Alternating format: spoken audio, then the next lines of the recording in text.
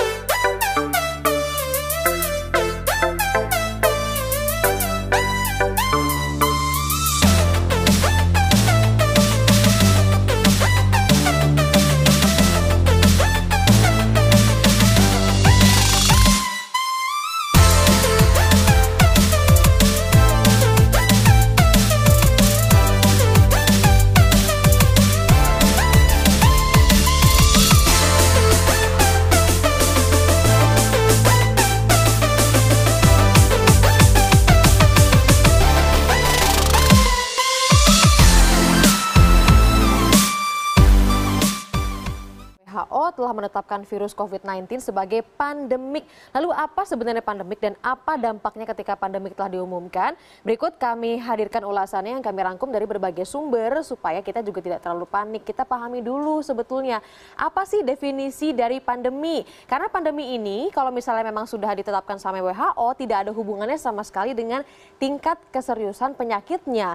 Karena menurut WHO pandemi akan dideklarasikan ketika penyakit baru telah menyebar ke seluruh dunia. Karena kan sekarang kita tahu ya bukan hanya dari Wuhan, Tiongkok saja tapi juga beberapa negara sudah mulai terjangkit virus tersebut termasuk Indonesia dengan jumlah yang cukup banyak.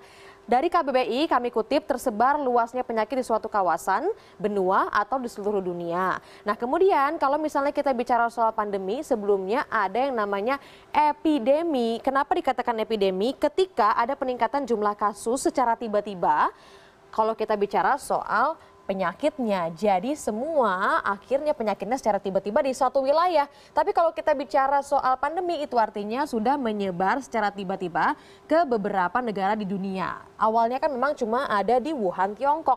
Selanjutnya apa sih atau bagaimana sih dan kapan penyebaran penyakit ini bisa disebut sebagai pandemik? Ternyata ada indikator khususnya, tapi memang tidak ada patokan resmi kapan penyebaran penyakit menjadi pandemik atau misalkan kalau tiba-tiba ada penyakit gitu, terus ada pihak yang kemudian bisa menginformasikan ataupun memperkirakan ini bisa jadi pandemik. Tidak seperti itu. Karena kalau misalnya kita bicara soal pandemik itu artinya virusnya memang menyebar secara masalah secara tiba-tiba.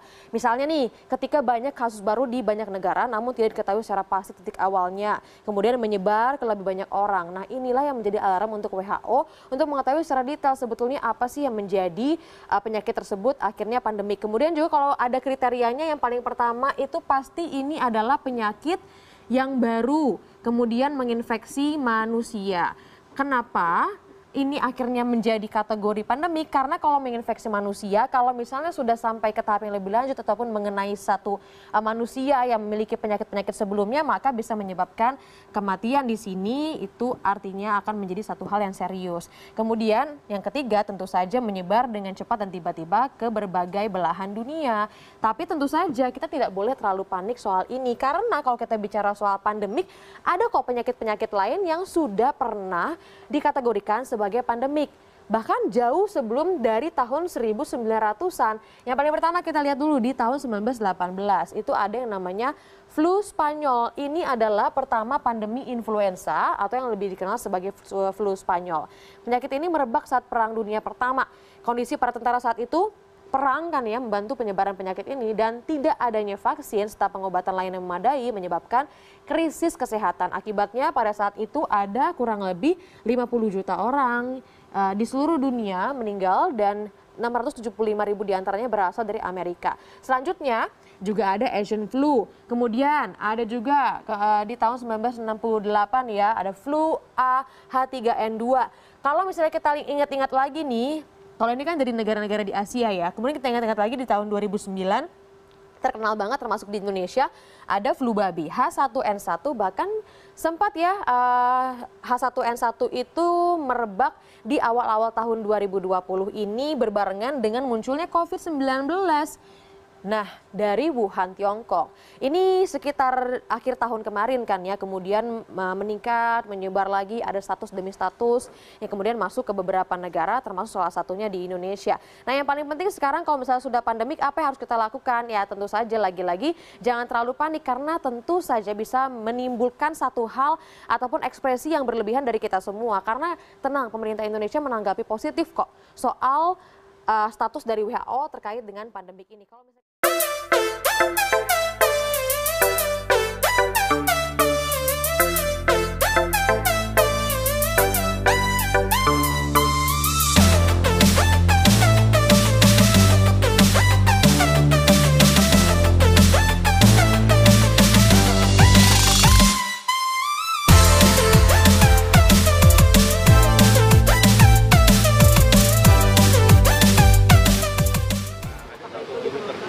ya, kita pahami dulu apa sih virus COVID-19 ini ya.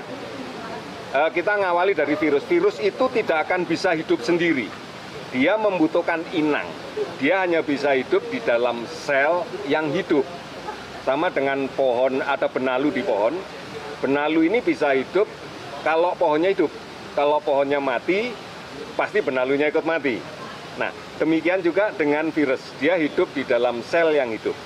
Sel yang hidup itu ada di saluran pernafasan orang yang sakit.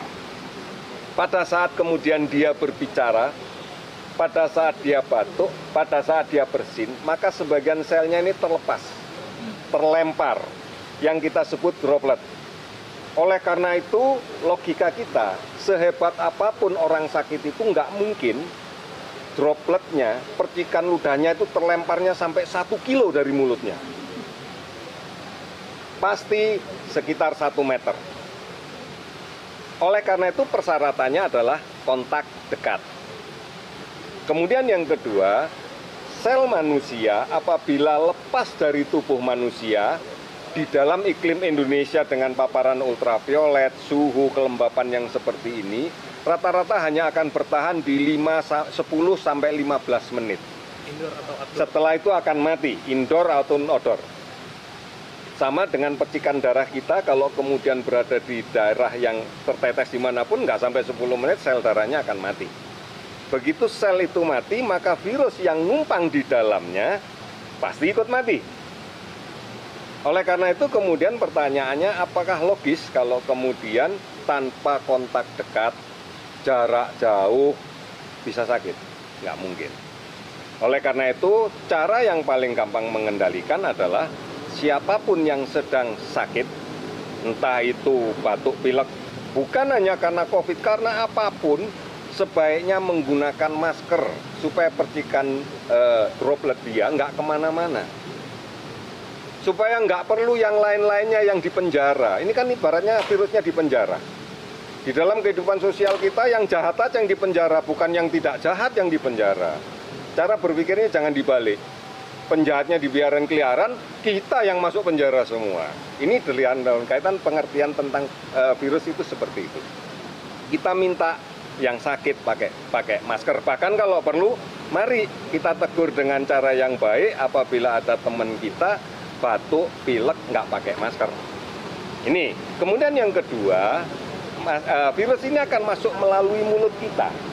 Bisa masuk sekalipun kita pakai masker. Dan ini yang paling sering terjadi. Ada orang lain batuk, percikan dia kena pintu, percikan dia misalnya tutup pakai tangan, setelah itu gantung lagi di bis. Kemudian kita pakai masker pegangan, maka akan ada transfer ke tangan kita. Kemudian kita dikasih gorengan gratis. Setebal apapun masker kita, kalau dapat gorengan pasti dibuka. Itulah masuknya di sini. Masalahnya kalau orang yang sakitnya susah dapat masker gimana, Dok? Ya, kalau kita nggak sakit punya masker, ada orang sakit nggak punya masker, kasihin deh punya kita. Daripada nyebarin orang banyak gitu ya. Ini yang harus kita lakukan, oke? Alhamdulillahirrahmanirrahim. Apa yang telah kita lakukan belajar hari ini telah kita selesaikan dengan baik. Jangan lupa ya disampaikan salam saya pada orang tua. Semoga kita selalu dalam lindungannya. Assalamualaikum warahmatullahi wabarakatuh.